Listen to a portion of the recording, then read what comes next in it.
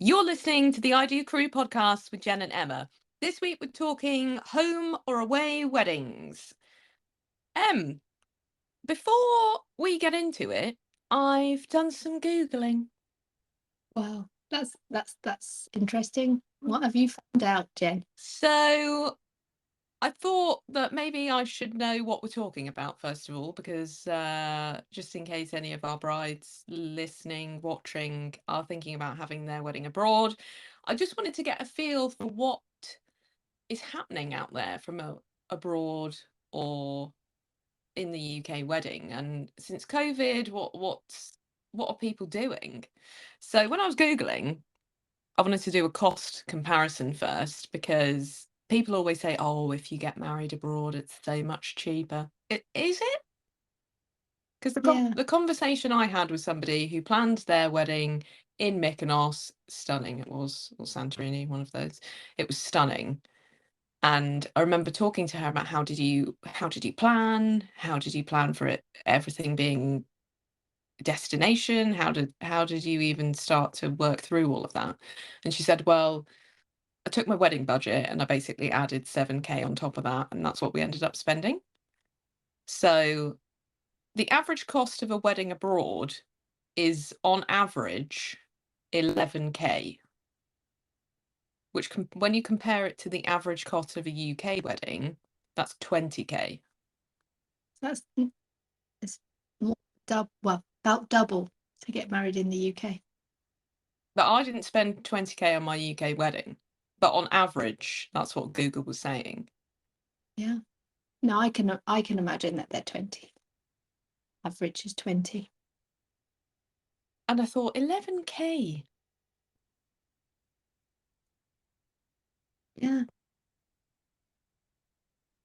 And I what Google also said was 1 in 4 couples in the UK decide to get married abroad. well, I suppose that's because one, you can predict the weather a bit easier, and two, it's cheaper, as we've just found out. And also, so I then went on to write a pro con list about having your destination wedding. And on the pros, obviously for me, you can limit your wedding guests and close family a little bit better because the people who are going to want to be there will be there. The people that would have just come along in the UK because it's easy and it's down the road aren't necessarily going to be jumping on a flight to Vegas for your Elvis themed wedding. Yeah, that might be one of the reasons it's a bit cheaper, because you're not hosting so many people. Hmm. Did you ever consider getting married abroad, Em? No, it wasn't anything that we even thought about. Um, I don't think I'm saying 7 years ago when I got married, like it's miles and miles and miles away, but it wasn't that long ago. But it was a different space for Mhm. weddings. Um, that it wasn't so popular, I don't think, 7 or 8 years ago. To have destination wedding. No, I think it happened, but it wasn't an option that most people went into thinking, should we do it home or should we do it away? Unless you really wanted to get married abroad, it wouldn't have become a thought. So no, it never even sprung. Have you ever been a to- guest at a destination wedding? No, not yet. Not yet. Soon, soon. Have you? Also, I don't think so, no. I should probably make like a catalogue of all the weddings that I've been to as a guest because some of them, they're all so different. But I don't remember a destination wedding. No, I've been to a wedding in Scotland. So we live in the south of England. So we went to Scotland, which was Ah, an airplane, so sort of destination, but not really. We had to get on a plane to get there and stay for a couple of days, and um, that was a really nice wedding, but not destination in the true sense of the word. Scottish people may differ. Um, I think one of the best destination weddings that I saw was the person that I mentioned earlier. She was a colleague, and she planned her incredible wedding. I think it was Mykonos. It was one of the Greek islands, and she basically started off by booking a massive villa. So she didn't look at wedding venues as such. She wanted more of a villa vibe with a really nice pool area where they could have the ceremony space, and then they could turn the ceremony space into then the wedding breakfast, etc., etc. And I remember when I was having conversations with her, this was after the wedding, she showed us her wedding video, which was stunning, all of her wedding pictures. Her wedding was basically like an Instagram Pinterest board. It was honestly the most stunning thing I've ever seen. And she had one of those long, very simplistic but classic long veils. She just looked, the whole thing was just Instagram, Pinterest vibes. And she said that the first thing that she did was she was looking at villas instead of venues, because that was much cheaper from a venue perspective. She then looked to source a local wedding coordinator, so somebody who could support with her coordination of suppliers, recommendations, all of that kind of thing. And I believe that they had to get all of the flowers shipped over from the mainland. There was quite a lot of logistics with the flowers. She obviously took her dress as carry-on, which I would recommend to any destination bride. Take it as carry-on, because or the groom or the couple's wedding ceremony outfits, take them as carry-on, because you never know. And her wedding just looked perfect. And she said that everyone had a great time. Some of them were staying in the villa, so it meant that they were having more of a holiday. The wedding coordinator came in the day before the wedding to style everything, to get everything set up, to get everything ready. And she said that they just had the best time. Sound you make that sound like it was really easy for her. She didn't seem to think it was like hard. No, I think because when you do have a destination wedding, you do really have to have some kind of wedding planner or wedding coordinator. And I found out recently from our friend Tyler that actually a lot of the venues won't let you go forward unless you have one, because they need somebody there to be able to coordinate with. So because you're investing in that person, they take away a lot of the stress for you. And because you're so far away, you can't get fixated with the small details, because you're just not that physically close to it to worry about too much of it. So you've only got the day before, maybe 2 days before, to really start worrying about all these things. And if you've got a good planner, then they're just doing it anyway. How do you think you would cope with that if it was your destination wedding? Um, I don't think I'd be very good at that, but only because I really like doing all the small little details. So for me, the best parts about my wedding were thinking about what my little place settings were going to be, and how my seating plan matched my napkin. All of that was really, really comforting, and I really enjoyed that. And I think being a couple of steps away from that and just saying, oh, I kind of want a black and white theme, and sending them a few photos that I like, I don't think I'd get as much enjoyment out of it, because I wouldn't be doing the bits of the wedding that I like. I also go with hope for the best but prepare for the worst.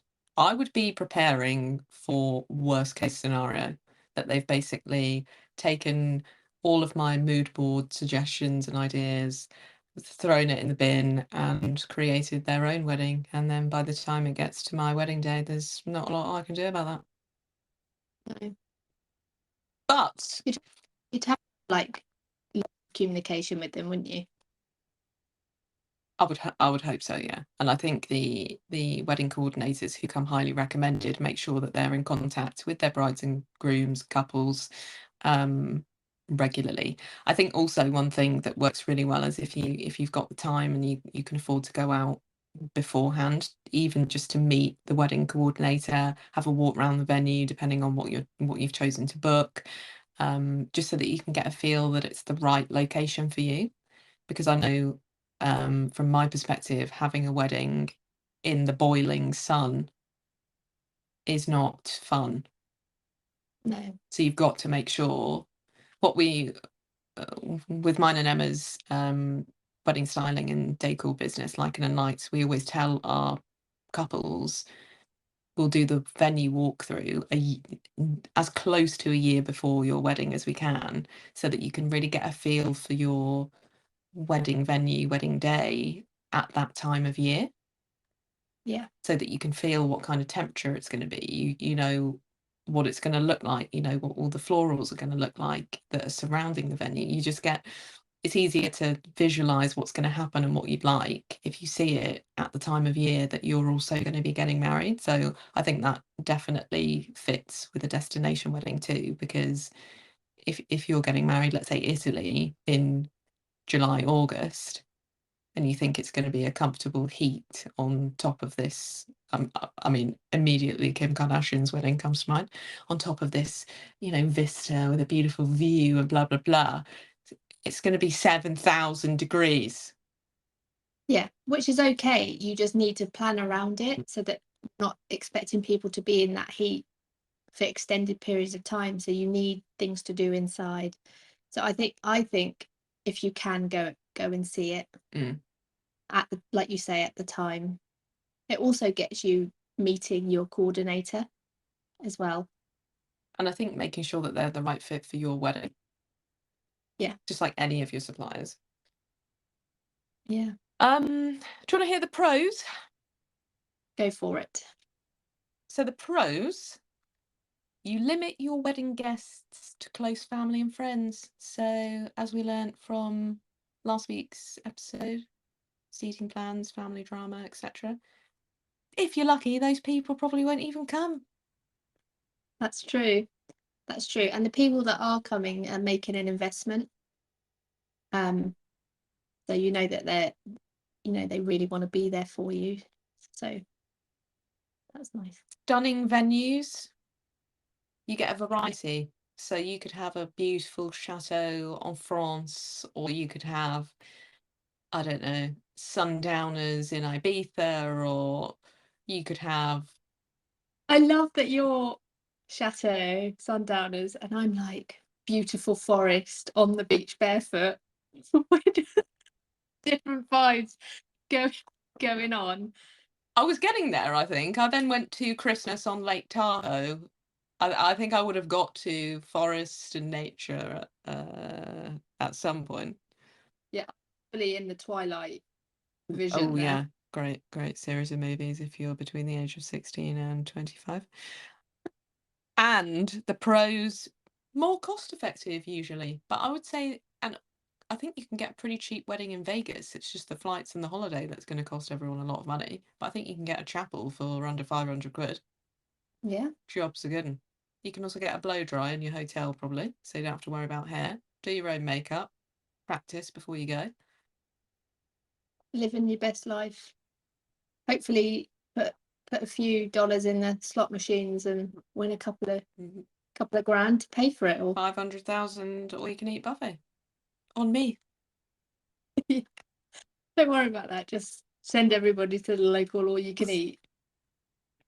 And it really, Everybody, there's a really, you go. I was going to say there's a really good all you can eat buffet in the hotel, the Cosmo. It's called the Wooden Spoon, I think.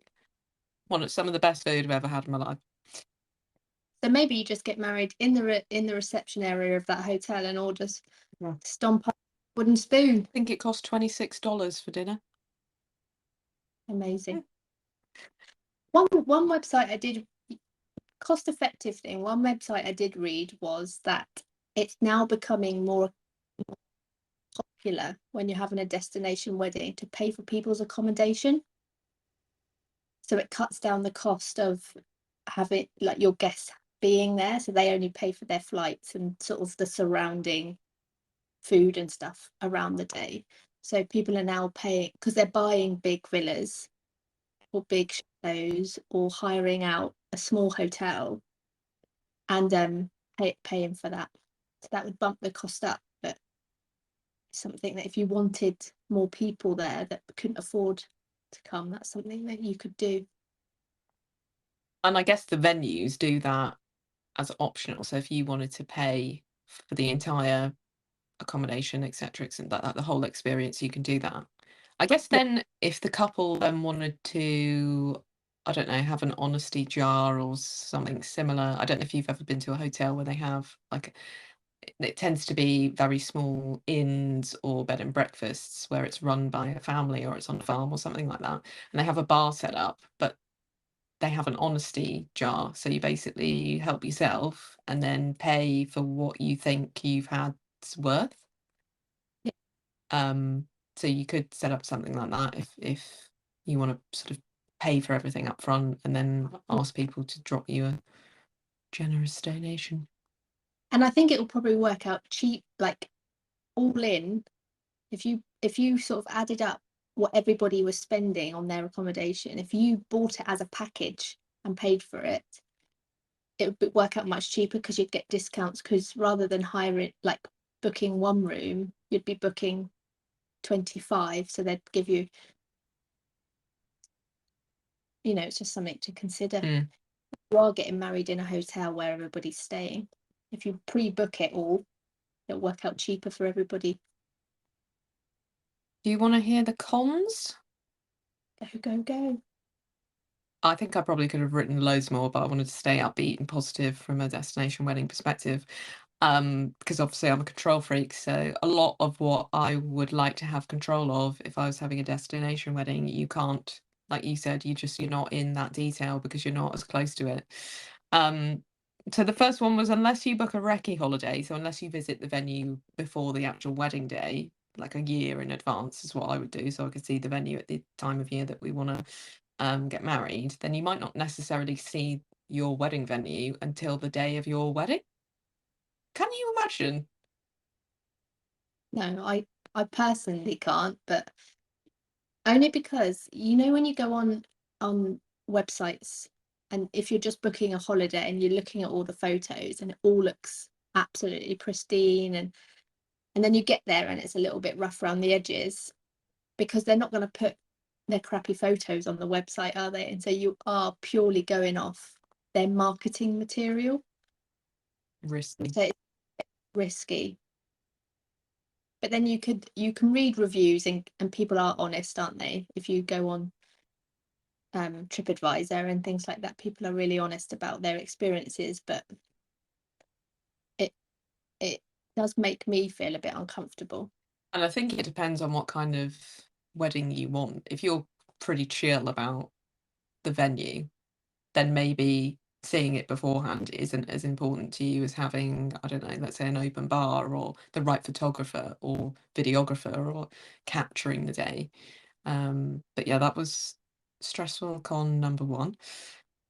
Possibly. One thing that I've just thought of that could help with that, if you can't go and do a recce, going on Instagram and looking at actual people's photos of their weddings at that venue. So you're still getting the pretty pictures, but you're getting it from an actual person's point of view rather than sales material. Mm, That will probably give you a good look at what it's actually really like, and people's stories that they did in and around that. You can look in the background and see what's going on. yeah. That's sort of a bit more honest. I always do that when I'm going out for dinner to a restaurant I haven't been before. I look at the photos that the restaurant's been tagged in. I'm like, let's Yeah, see what the real people think about the food and what it looks like. Um, yeah, Sometimes there could be hidden costs because maybe you have a language barrier. So if you're reviewing contracts, or let's say it's in Spain, I wouldn't even know where to start with Spanish apart from ordering a hamburger with cheese. So you might miss things that you might not necessarily have missed if you're having your wedding in the UK. And also, I thought about re- recommended suppliers, basically. They may not be in abundance like they are in the UK. So if you wanted, let's say, a fish and chip van for your evening food, there's probably thousands and thousands of those within a 100-mile radius of your wedding venue. Whereas if you want something specific for your wedding, let's say in Mykonos, that might not be as easy as if you were having it in the UK. I think it all just depends on preference. Yeah. You're kind of stuck with what your venue recommends, what you can find online, which isn't always, some of the cute little boutique type suppliers might not show up on a huge Google search. And you're also what your wedding planner coordinator says, and they'll have a list of the people that they worked with. But if you have a specific idea about something, you want an oyster guy, they might not, it's not as easy to find them. Mm. Google searches aren't as localized, so just bit more difficult. I then started to go into the detail about decor, florals, makeup artists, blah blah blah, because I just feel like it's just so much easier in the UK to get a recommendation or to have a look on wedding Facebook groups or on TikTok or Instagram story, all of that kind of thing. It's just so much easier. Whereas I think, like you said, you need to look at the venue first. That's probably what I would start doing. I would start looking at the venue on Instagram. I'd then start looking at where the venue had been tagged in other people's content, then start stalking them on what suppliers they were using and sort of navigating your way through it that way. Yeah. The thing about the makeup artist is ordinarily you'd have a makeup trial, because all makeup artists are different, they have different vibes, they do things differently. And even though they say, yes, I'm great at doing, evening glamour, you don't actually know. And not having a trial is a bit scary, which, I have heard of people taking a makeup artist over with them. So they have a trial and the makeup artist flies over, stays for a couple of days, because often also destination weddings, which I don't know if they've included in your Googled price, but because people are there for your wedding and they tend to stay 2 or 3 days, you can just have that day with the wedding and have your ceremony and your reception. But often people host other activities throughout that weekend or them couple of days, so welcome drinks. They might have a karaoke evening. They might have brunch the sort of next morning before people go home. So you might want to have your makeup done for each of them events too. So taking a makeup artist with you, who you pay for to be flights, and you pay to be there, and you also pay for their accommodation, might be cost effective. You're sure that they know you, they've practiced on your face.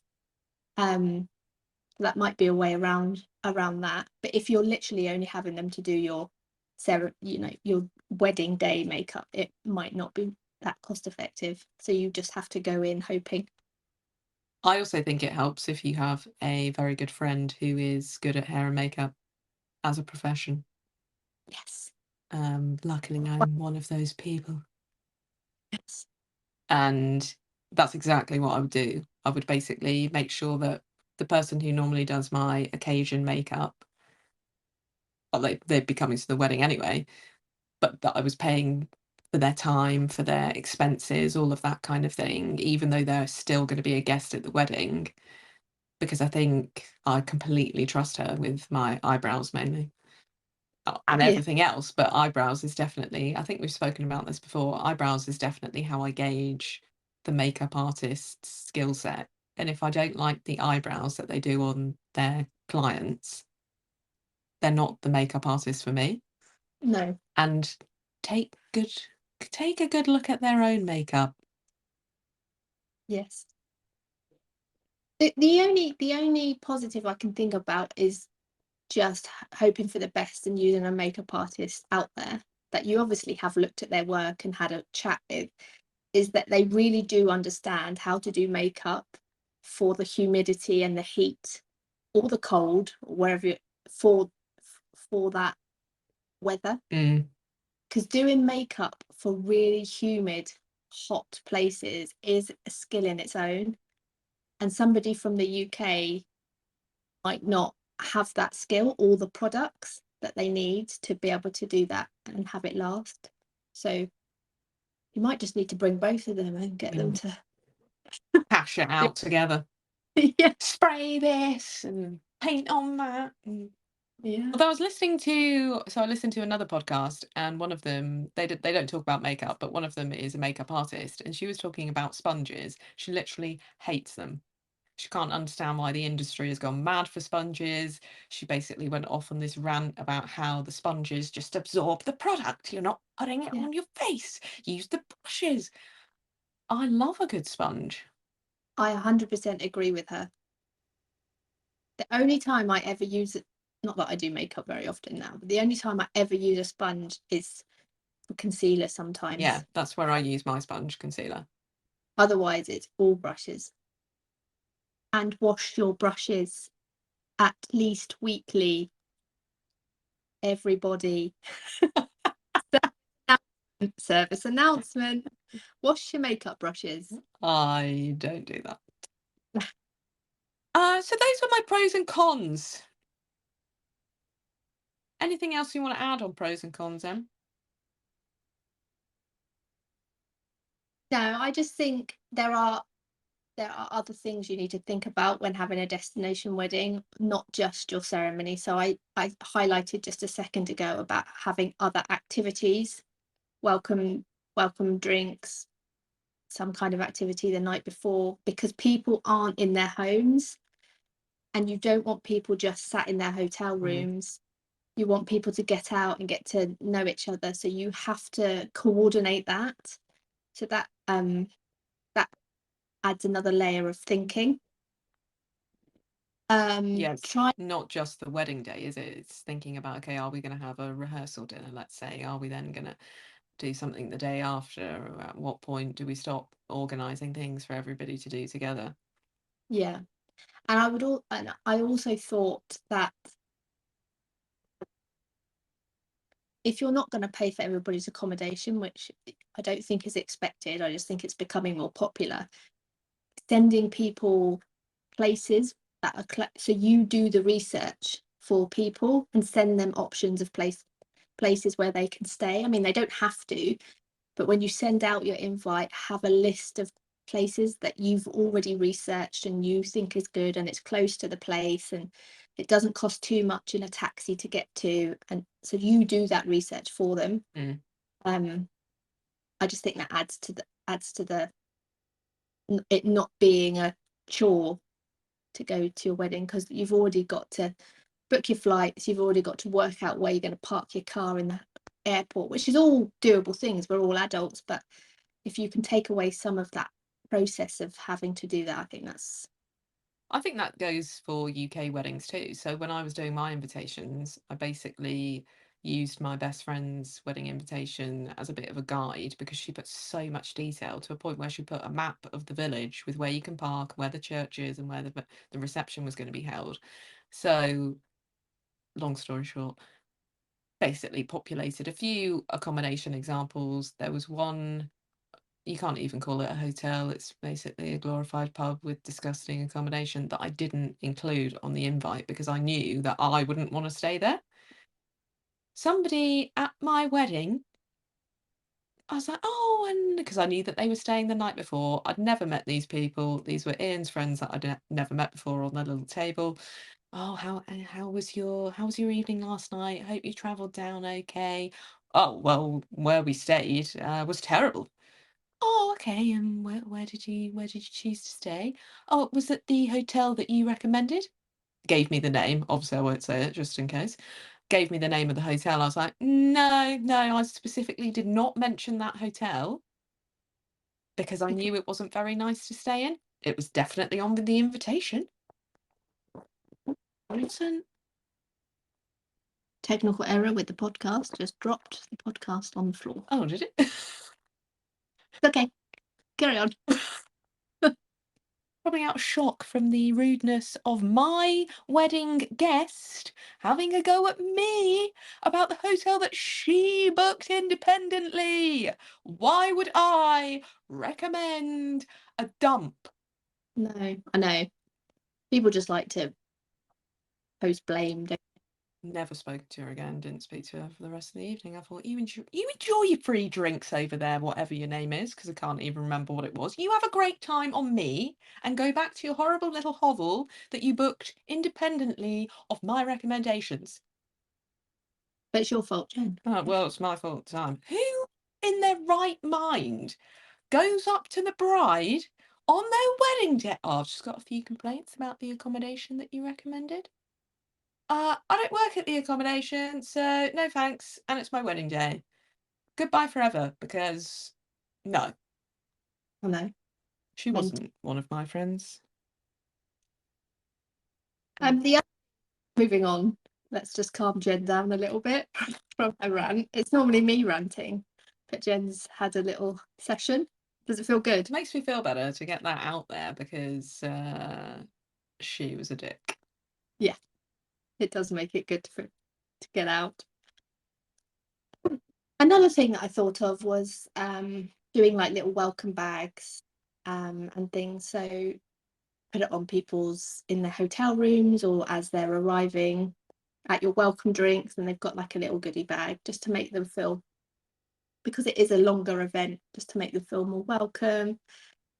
And then the other thing is you've got to make sure that you pick the right dress, because if you are getting married in Italy and it's 45 degrees, something that you would ordinarily wear in a summer UK wedding with a few layers and a big train and sleeves, cute little sleeves or something, might not be the most comfortable thing. We did have, so we put the question out to our Instagram story yesterday, I want to say. Just asking for questions or dilemmas around destination home or away weddings. And one of the questions that did come through was what type of dress would you have for a destination wedding? So that is definitely something on people's minds. Yeah. And I think if you've done the recce and you've got a feel for that temperature, it will make the dress buying a bit easier because you physically felt the heat or the cold, or wherever you're going, or the wind, or so it'll be easier to pick because you'll be able to like physically remember.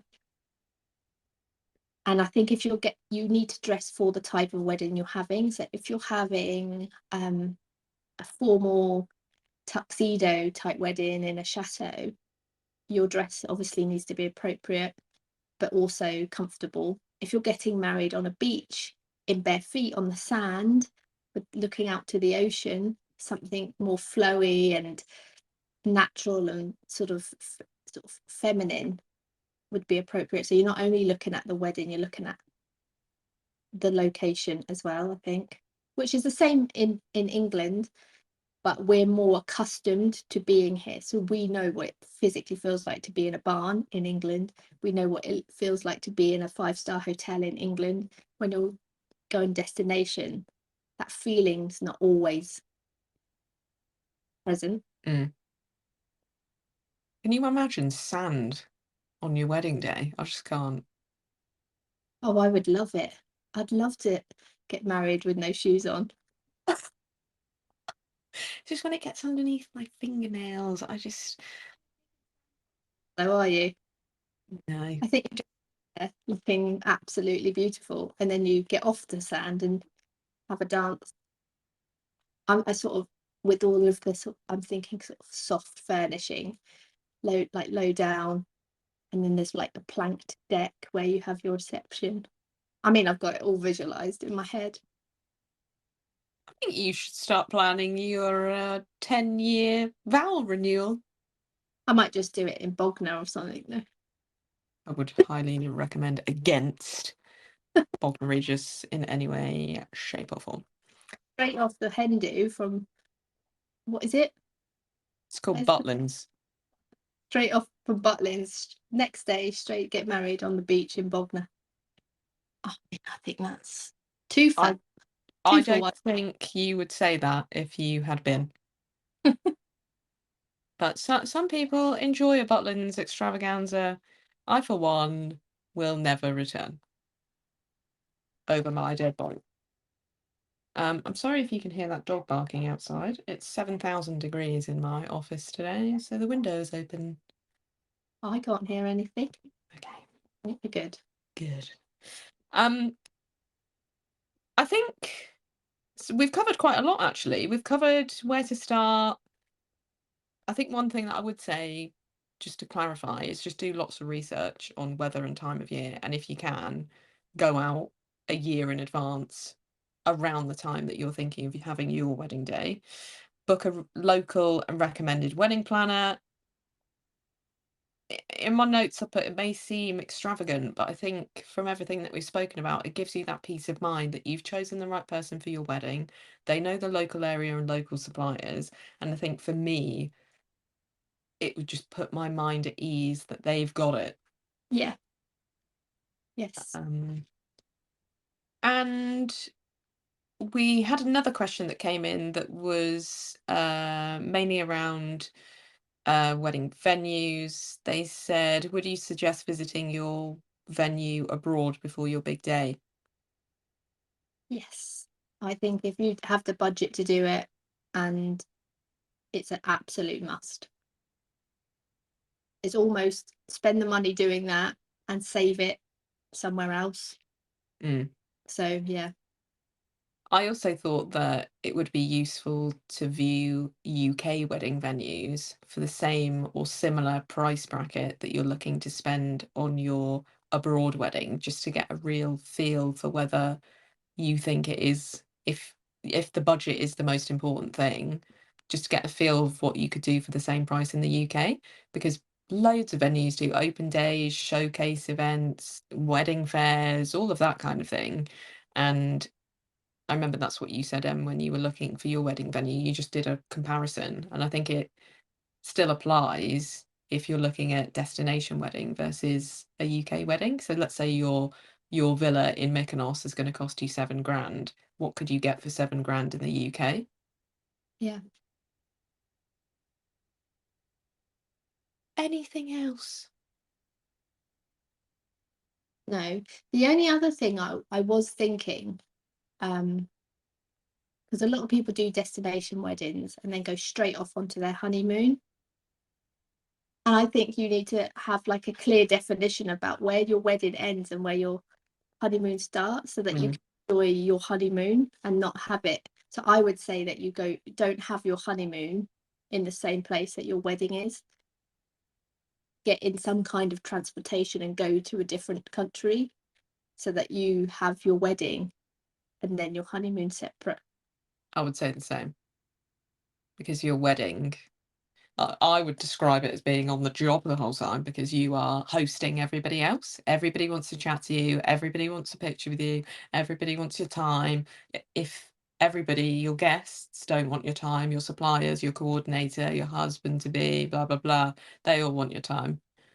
So to me, not everybody feels like that. Most normal people love being around lots of people, their friends and family. They really enjoy the company of others. It's a completely foreign concept to me, but they don't find it work. Whereas for me, hosting everybody for 3 days at my destination wedding, where we've got rehearsal dinner the night before, wedding ceremony and reception the day. The following day, we've got a pool party and barbecue. And then the next day, we've got a farewell breakfast. I honestly would be exhausted, Yeah, because I would be on the job from the minute they arrive at the rehearsal dinner, even before that, because I would want to make sure that everything, the table's set the way I wanted it, blah, blah, blah, the wedding coordinator, la, la, la, all of that kind of thing. I would need to go somewhere else to relax. exactly. And you need to sort of get away and have that point of like, okay, pack our bags, off we go on honeymoon. Yeah. Yeah. A little bit shorter this weekend compared to the mammoth episode we did last week on. Can't even remember what took us an hour to talk about, but I feel like I went off on one about bridesmaids. Yeah, traditions. Traditions. And we had a question about bridesmaids and we really took that question and ran with it. Yep. If you'd like to keep up to date with all things I Do Crew podcast, please follow our Instagram account. It's at the I Do Crew podcast. Send us your wedding dilemmas or questions, and we will try to help you solve them. Next week, I'm really excited because we're talking embarrassing wedding moments. It's going to be really good. So I think that could be a lengthy one too. But until then, it's goodbye from me. And it's goodbye from me. You've been listening to the I Do Crew podcast with Jen and Emma. Keep up to date with our podcast news by following our I Do Crew podcast Instagram account. Thanks for listening.